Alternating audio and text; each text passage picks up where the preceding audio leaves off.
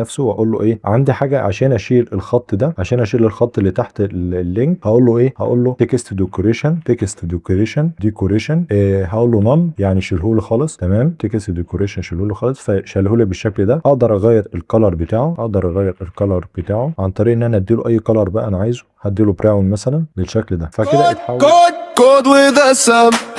من الصفر نبدأ نوصل للأحلام، يا سلام. لابتوب مفتوح قلبك مليان. السلام عليكم ورحمة الله وبركاته. اهلا بيكم في سلسلة ابدأ وتعلم ال HTML وال CSS بالمشاريع. يلا بينا. اول مشروع معانا ان احنا هنعمل صفحة تسجيل دخول بسيطة وسهلة وبنفتتح بيها السلسلة. خلينا نبدأ على طول عشان ما نتأخرش في البحث. اول حاجة هنعمل Shift 1 Enter بالشكل ده. هغير التايتل، هنعمل التايتل بتاعنا اعمله سجن مثلا سجن ان بالشكل ده. هنعمل ربط لصفحة CSS، هنعمل لينك بالشكل ده ونعمل لوجن CSS. تمام.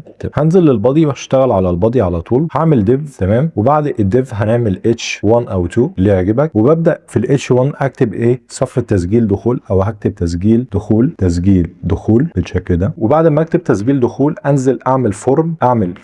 تمام، الفورم ده بلاش، ممكن ما اعملش الاكشن. تمام، يعني بلاش ان انا اعمل اكشن. هبدا في الفورم اضيف الانبوت. تمام، هخليه تكست او ممكن نعمل ايميل، فممكن نعمل الايميل عادي، وممكن اعمل الاسم، ممكن اعمل بالاسم او الايميل. تمام، انا اعمله بالايميل. هعمل بليس هولدر واضيف البليس هولدر نخليها بالعربي، اقول له البريد الالكتروني مثلا بالشكل ده كده. كمان ان انا هعمل انبوت للباسورد، مش هحتاج الاي دي ولا النيم دلوقتي، هعمل بس بليس هولدر. البليس هولدر ده اللي انا بيبقى مكتوب فيه الكلمه. تمام، اللي بيكتب الكلمه. تمام، حلو قوي. هنعمل فيه الباسورد هنا، خلينا نكتب كلمه المرور. نبدا ان احنا بقى نطلع من الفورم واحط بوتون بره الفورم هنا كده. اقول له انت عندك هنا بوتون، البوتون ده اقول له هنا تسجيل دخول، واطلع بره الفورم وانزل تحت اكتب H4 بالشكل ده. هعمل H4 تحت البوتون واكتب النص ده، اقول له مثلا ليس لديك حساب. تمام، وابدا ان انا اقول له اديله اللينك، خليها الhref، خليها هاشتاج بالشكل ده عشان يطلعني اول صفحه او يفضل في نفس الصفحه يعني. تمام، وابدا هنا اكتب مثلا انشاء حساب بالشكل اللي قدامك. حلو كده، انا انشات صفحه ال HTML ومش محتاج اي حاجه. لو رحنا كده شفنا واتاكدنا هتلاقي ان صفحه ال HTML بقت جاهزه معاك، وده اللي انا محتاجه بالظبط في انشاء تسجيل الدخول. تمام، هروح بقى لصفحه اللوجن دوت CSS عشان ابدا في تصميم بقى ليها. تمام. اول حاجه هنادي على البادي، ابدا ان انا اقول له هتاكد ان المارجن بتاعه بزيرو، هتاكد ان البادنج بتاعه بزيرو. تمام، كمان هنعمل باك جراوند، تقدر تعمل باك جراوند. وهنا الكلر ممكن اعمل باك جراوند كلر عادي، يعني اديله كلر عادي كده بالشكل ده. خلينا نديله كلر، اي كلر مثلا عندك، واقدر ان انا ده كلر اهو. تمام، واقدر اديله لاينر جريدنت. انت حر يعني ممكن اديله لاينر جريدنت بالشكل ده، اديله باك جراوند كده واديله هنا اعمل له لاينر جريدنت. اللاينر جريدنت معناه ان انا بخلط لونين مع بعض. فخلينا كده، هخلي اللون يبدا من الشمال يروح لليمين، فاقول له تو رايت، روح لليمين مثلا. كويس، وابدا ان انا اديله اول لون. خلينا مثلا ممكن اعمل اف وابدا ان انا اجيب له اللون بتاع اف ده، اديله اللون ده مثلا. كمان هديله لون مثلا، هبدا اديله لون مثلا، خلينا نحدد لون اخضر مثلا، فهيبقى بيتحدد بالشكل اللي قدامك ده. شوف، هيبقى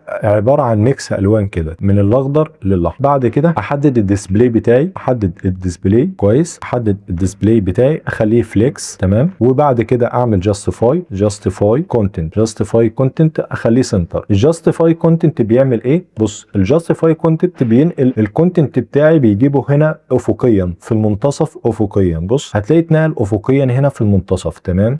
عايزينه بقى يجي هنا في المنتصف رأسيا، يعني عايزه يجي عند النقطة الواي تبقى بزيرو، مش انا عندي محور اكس ومحور واي. محور واي هو كده في اخر المحور اي عند النقطة 600 بالموجب في الواي، انا عايزه يجي هنا عند زيرو بالواي. فابدا ان انا اقول له الاين ايتم هنا بتعمل بتجيبه في المنتصف لمحور الصادات او المحور بتاع الواي. شوف هيبدا ان هو ايه ينزل، هيبدا ان هو ينزل معايا. طب ليه ما نزلش؟ عشان انا ما كنتش محدد الارتفاع. تعالى نحدد الارتفاع هنا كده، هقول له الهاي بتاعه تمام، الهاي بتاعي خليه 100 في اتش مثلا، حددت الهاي فيبدا ان هو ايه ينزل تمام اهو، نزل اهو بالشكل ده. كويس كويس كده. احنا عملنا ايه كده؟ عملنا اول حاجه للبلد، عملنا اول حاجه للبلد. تعالى بقى نروح نبدا ان احنا نروح هناك بقى ونشوف هنعمل كلاس لايه بالظبط. اول حاجه هنعمل كلاس للايه للديف بتاعنا، هنعمل كلاس للديف بتاعنا تمام. في ناس بتعمل كلاس وهي بتنشئ ال HTML، وفي ناس بتعمل الكلاس اول ما تبدا ان هي تشتغل على السي اس اس. انا بحب ان انا اشتغل على السي اس اس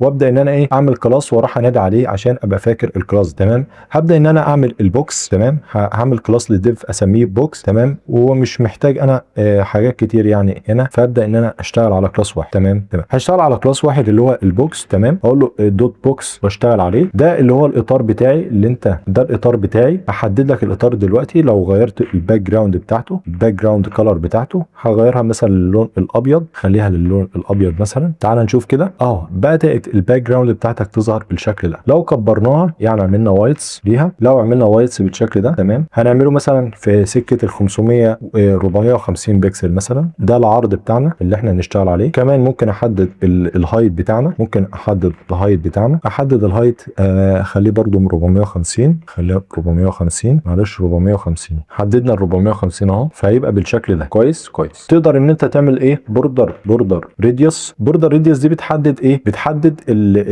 الجوانب دي تمام، ان هي بتعمل لك راديوس عليه. تقدر ان انت تسيبها كده، واقدر ان انا ادي لها 10 بكسل مثلا للراديوس، هيعمل انحناء ب 10 بكسل بالشكل ده. عمل لك 10 بكسل انحناء تمام. عايز انا اعمل ايه تاني؟ هعمل في المحتوى بتاعي هجيبه في نص الصفحه هنا، هجيبه في نص الصفحه هنا. فخليني اعمله في نص الصفحه، فاقول له تكست ايه؟ تكست الاين. تكست الاين اخليه في السنتر تمام. فجالي في النص هنا. حلو كده، حلو. ده اللي انا اقدر اعمله هنا في البوكس بتاعي تمام. خليني ننزل بقى، اقول له دوت بوكس واعمل ايه، وانادي على الفورم. خليني انادي على الفورم دلوقتي، وانادي على الانبوت. كويس. وابدا ان انا ايه اخش على الانبوت كده. انا هخش على ايه؟ على الانبوت ضمن، على جوه الانبوت ذات نفسها تمام، على الانبوت ذات نفسها. ابدا ادي لها ايه، معلش البتاع ده بيعلق. ابدا ان انا اعمل للبوكس فورم انبوت بتاعي. هبدا ان انا اعمل له ايه، هعمل له وايتس تمام. خلينا نعمل له وايتس بالشكل ده. هعمل له وايتس عباره عن ايه، خليه عباره عن 400 بكسل. هنقص بس اخليه ايه، بدل 450 البوكس بتاعي ب 450 اخليه ده ب 400 تمام. اخلي الهايت بتاعه عباره عن 40 مثلا، 40 بكسل. مش عارف هيبقى كبير ولا ايه، تعال نشوفه كده. 40 بكسل فهيبقى بالشكل ده. انا حاسس ان هو بقى كده كويس تمام، كده كويس. 40 كويس ليه تمام. خلينا نبدا ان احنا نعمل ايه، مارجن. نعمل مارجن، والمارجن ده يكون 10 بكسل معلش 10 بكسل برضه. 10 بكسل حاسه ان هو يبقى كويس برضه. 10 بكسل حاسه ان هو يبقى كويس تمام. ايه تاني نعمله؟ ممكن نعمل هنا، ممكن نعمل الفونت سايز بتاعنا للبريد الالكتروني وكلمه المرور. فهنقول له فونت سايز تمام. اخليها ممكن نخليها كام، 25 مثلا، 25 24 بكسل. عملناها 24 بكسل بقت بالشكل الجميل اللي قدامك ده. ممكن نكبر كلمه تسجيل الدخول، فنروح بقى ننادي على الاتش 2. هقول له دوت بوكس تمام، دوت بوكس اتش 2. هو اتش 2 ولا اتش 1؟ اتش 1. اعملها اتش 1 تمام. ابدا ان انا اكبرها. ممكن اخلي الفونت سايز بتاعنا اخليه 25 او 30 بكسل تمام. فلو عملته 30 بكسل هو هيبقى اكبر حاجه فيه هنا. ده هو صغر اصلا لان هو اتش 1، فكده كده هو كبير. فممكن نعمله 50 بقى خلاص، 50 نكبره اكتر. فهو كده كبر بالشكل ده. ممكن نخليه 45 او 40 كويس قوي. ممكن نعمل 43 كويس. بعد كده هنعمل ايه؟ بعد كده هنبدا نشتغل على تسجيل الدخول اللي هو البوتون ده. فابدا ان انا اروح استدعي البوتون. خلينا نروح نستدعي البوتون. دوت، اقول له دوت بوكس تمام. بوتون معلش. ابدا ان انا اشتغل عليه. انا ممكن خلي بالك ان انا اشتغل عليه بالشكل ده، يعني اجيب ده عشان الوقت برضو انا عايزه هو نفسه، بس ممكن ايه ابدا ان انا الوايت ده اكبره شويه، اخليه 50 مثلا الوايت. الهايت بتاعه معلش، والمارجن بتاعه اخليه 20 عشان يبقى بعيد شويه. والفونت سايز زي ما هو، وممكن اكبره اخليه 27 او 28 تمام بالشكل ده كده بعدته شويه، خليته المارجن هنا 20، المارجن هنا 20، وبعدتهم شويه. ممكن تعمل المارجن 25 تمام. انت براحتك، انت بقى براحتك انت تمام. عملته ممكن نعمل قبل كده باك جراوند كلر، واحط الباك جراوند كلر اللي انت عايزه. اختار اي باك جراوند كلر من هنا. خلينا لونها مثلا يكون الازرق ده مثلا، خليه الازرق ده كويس. ده كويس تمام. ممكن نعمل هافر عليه تمام. تعالى نعمل هافر عليه. خلينا نعمل هافر على البوكس بوتون. اقول له دوت بوكس بوتون وابدا ان انا اقول له ايه، اعمل هافر عليه، فاقول له معلش هافر واعمل، ممكن اعمل فوكس وهافر كمان. تمام عملت هافر. احنا هنا عاملين بوتون غلط صح؟ بوتون المفروض تبقى بوتون. هنعمل هافر، فخلي الباك جراوند بتاعته اسهل حاجه ان احنا نعمل نغير الباك جراوند بس. هو لونها كده كويس، ممكن اعمله لون افتح شويه، يعني ممكن اللون ده كويس وممكن اخليه افتح شويه. تمام بالشكل ده. لو جينا نبص هتلاقي عامل ايه، لو رحت هافر عليه الاطار بتاع الحدود، البوردر هنا البوردر هنا متحدد، ممكن ما احددوش صح، ممكن ما احددوش وممكن احدده براحتك انت. ان انا ممكن اعمل بوردر ريديوس اصلا للانبوت والبوتون عادي خالص. تمام خلينا نعمل هنا البوردر خلينا نحدد البوردر ايه، خلينا نحدده ب 1 بيكسل مثلا ونخليه سوليد.